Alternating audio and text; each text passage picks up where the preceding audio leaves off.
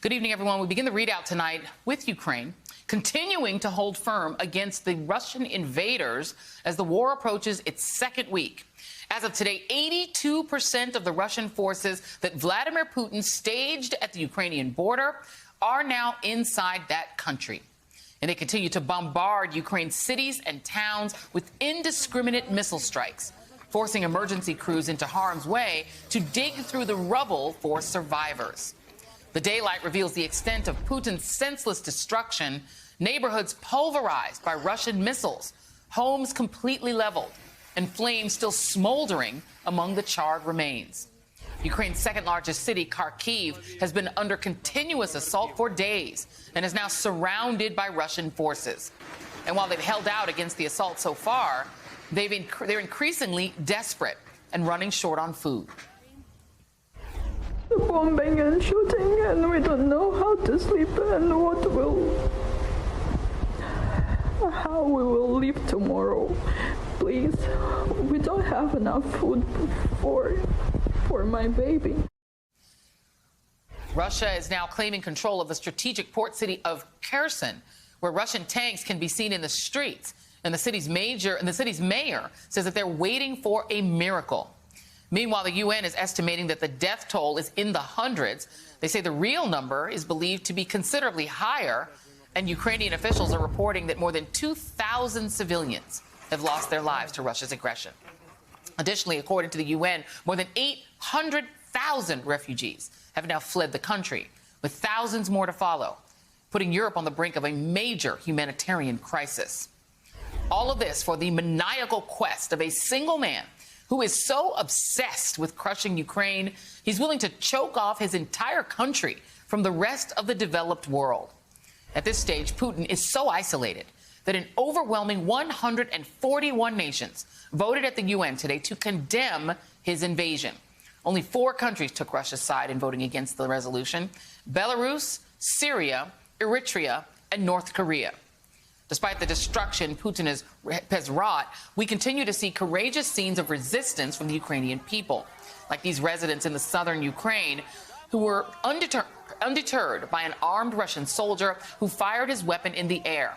They bravely confronted him and his company, blocking their convoy from proceeding. We've heard varying estimates of the number of Russian troops killed in action, but 2 Western officials tell NBC News that Russia has lost nearly 6,000 of their troops so far. And while NBC News cannot independently verify that figure, it far exceeds the number of U.S. troops lost in Iraq in more than a decade of war and attempted occupation. Ukraine is now asking for more anti-tank weapons to take out the 40-mile-long column of Russian ground forces that's been trying to reach Ukraine's capital, Kyiv, for days.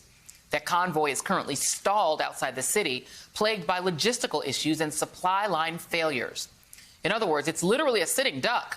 But without the capacity to take it out, Ukraine could be watching a slow-motion catastrophe in the making.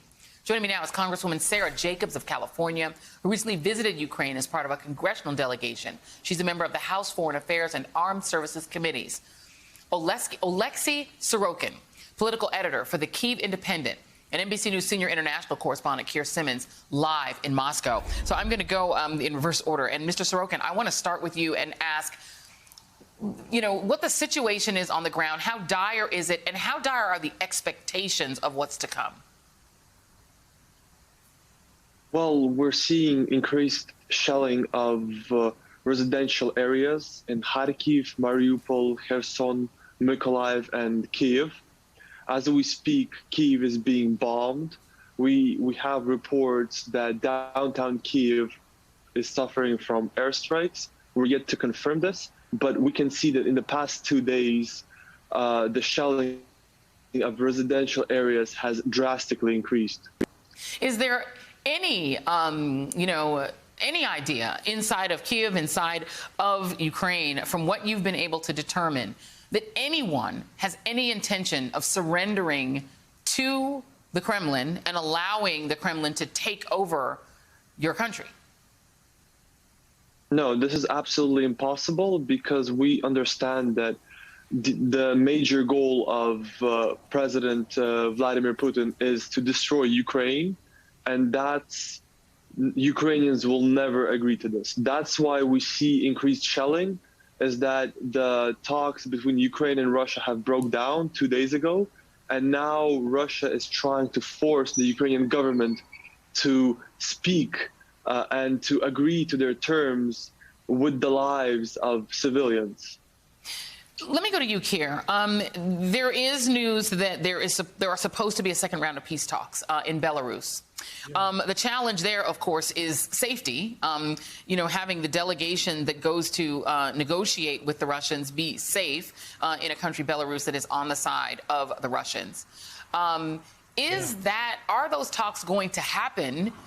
Do you anticipate that they're going to happen while there is still active shelling and violence being committed by Russia in Ukraine? It's a good question, Joy. Obviously will be. For Keir. Yeah. I mean, look, Joy, it's a good question. Just before I stood in front of the camera, we heard this news of explosions heard in Kyiv. So it sounds as if the Russians continue their assault, and those really aren't the conditions for talks. The terrible truth about war is that sometimes the two sides need to talk, even if they're not peace talks, just in order to agree sometimes some terms, sometimes just to ensure that supply lines, if they are targeted in this case, and if they are NATO supply lines, what would be the implication of that? So there can be reasons to meet and talk. Joy, I thought that was something really interesting that Secretary Blinken said today, and I'll just quote what he said. He said, "If Russia pulls back and pursues diplomacy, we stand ready to do the same." And it's interesting because we've talked on multiple evenings about this need to try to find some way to give President Putin a chance to back out of this, if he even wants to, despite everything that's happened. And to hear Secretary Blinken say, we stand ready to do the same about diplomacy, but also seemingly from that sentence about pulling back, is that the Secretary of State suggesting that if Russia stopped its combat, that the West, for example, would halt its ratcheting up of sanctions in order to try to come to some kind of agreement. It may not be that.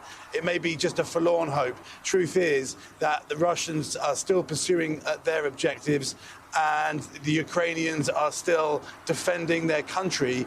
And in that context, peace talks seem pretty unlikely. And if they do happen, pretty unlikely to reach any kind of important, useful agreement. Very quickly for you, Keir, on that point. You're in Moscow. How much are the sanctions biting in terms of ordinary people? I've read stories about people being unable to use Apple Pay, being unable to use, their Metro cards to get on the subway and that kind of thing. How much are people actually feeling the economic impacts of what the sanctions are doing? Well, there was this kind of tranche of blows, economic blows, if you like, earlier in the week, from the doubling of interest rates to 20% to people worrying about trying to get currency. It's settled a little bit, I would say, in these few days, although I've spoken to you before about the ripping of the culture between the cultural ties between this part of the world and the West and what an impact that would have. But interesting story tonight, Joy, from Reuters, citing a shipping website saying that it is seeing super yachts from the oligarchs turning up in the Maldives. And, of course, the Maldives does not have an extradition treaty with the US. So are Russia's super rich trying to put some clear blue water between themselves and the president of Russia? Possibly. Certainly, I suspect they are deeply worried. But again, another question being, can they even influence the president if they are here in Russia and if they do have access to him? Because the truth is that the people who are really close to President Putin, his bodyguards, the people in the FSB, as it's now called, used to be called the KGB, and we are told that they are deeply loyal and would die for him, frankly. And Mr. Sorokin, I apologize for the traffic jam. And you wanted to answer the question about peace talks, because it's hard for me to imagine Ukraine being interested in having any talks with the Kremlin while the bombs are still falling.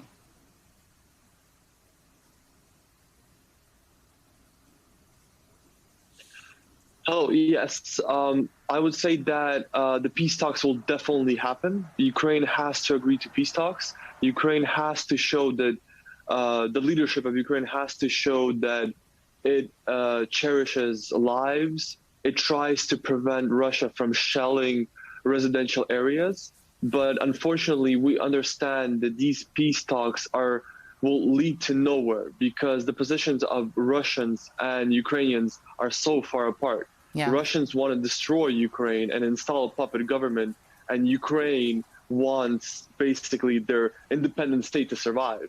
Yeah.